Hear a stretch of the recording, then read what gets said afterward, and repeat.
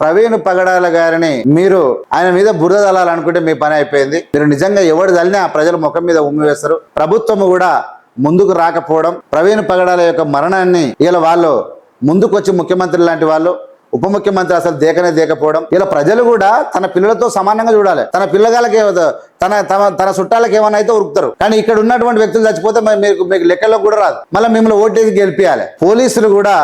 పోలీసులు నేను ఇక్కడ పోలీసులను తప్పు పడను, ప్రభుత్వాన్ని తప్పు పడతా.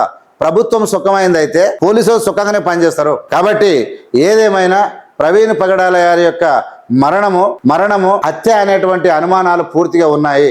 ఆ అనుమానాలను నివృత్తి చేయలేదు. ఆయన మీద చిల్లరగాళ్ళు మాట్లాడే మాటలను మేము పూర్తిగా ఖండిస్తూ, ఆయన కాలి గోటి కూడా మీరు సరిపోరు. మీరు ఎవరిని కూడా పక్కోనికి ఎంగిలి చేయితోని కాకిని కొట్టేటువంటి వ్యక్తులు కారు.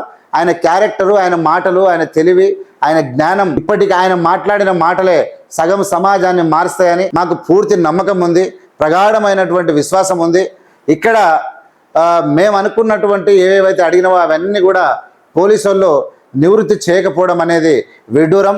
ఇప్పటిదాకానే మా హర్ష కుమార్ గారు మాట్లాడుతూ రీపోస్ట్ మార్టం చేయిస్తాం, దాని తర్వాత ఖచ్చితంగా హైకోర్టులో కేసేస్తాం, సుప్రీంకోర్టులో కేసేస్తాం, మీ పోలీసులను నిలదీస్తాం, మీ ప్రభుత్వాన్ని నిలదీస్తాం, ప్రవీణ్ పగడాల యొక్క మరణం వెనుక ఉన్నటువంటి వాస్తవమైనటువంటి దర్యాప్తు చేయిస్తాం అన్నటువంటి ఖచ్చితంగా హామీలు ఉన్నారు. ప్రజలందరూ కూడా ముక్తకంఠంగా ఉండండి, జాగ్రత్తగా ఉండండి.